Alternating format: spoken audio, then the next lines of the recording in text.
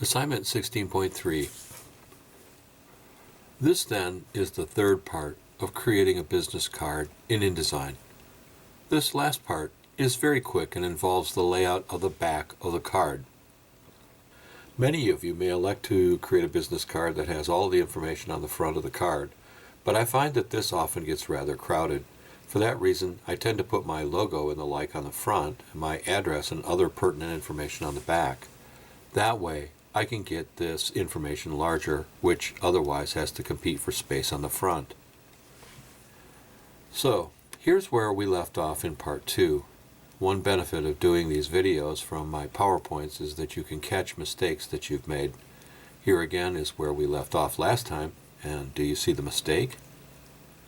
When I was moving all of the various InDesign layers, I evidently did not have the line stroke layer below White Crow selected, and so when I moved everything to the left, it stayed in place.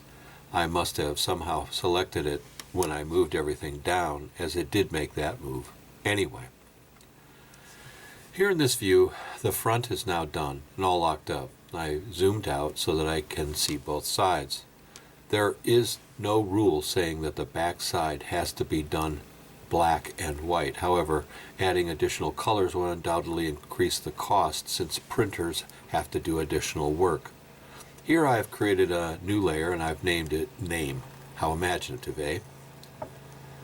If I zoom back and double click on my small type icon below the fill and stroke icons, I will bring the color picker back up.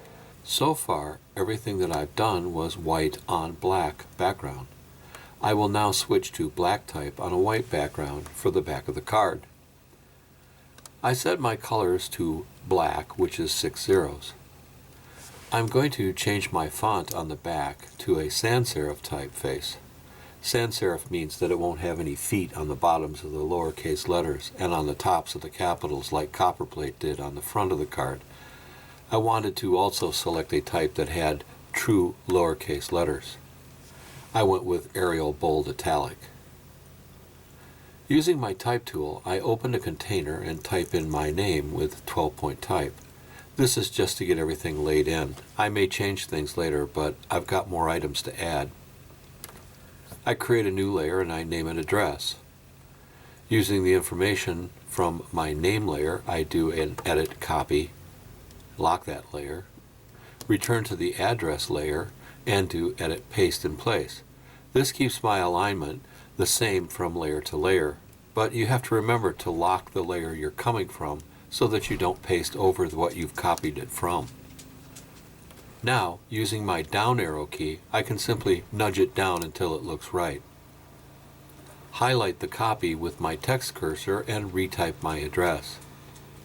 I continue to add layers and type in things like my state information, my phone number, my email, and my website information. Drop into preview mode to see how it looks. Decide I need to tweak some things. Up the size of my name. If you feel appropriate, you may want to give yourself a title. I've also respaced all of the lines of text in order to open it up a little bit. One last look in preview and decide that it's done. If I zoom out, I can see both the front and the back of the card. Now, there is a way where you can do both the front and the back as connected documents side by side, but I've found that printers often get screwed up, so I let them sort it out on their own. That way, when you take it to get printed, you can let them decide. This then is what I want you to do for your business card assignment in InDesign. Use your imagination and come up with something that is uniquely your own. Remember, it's yours.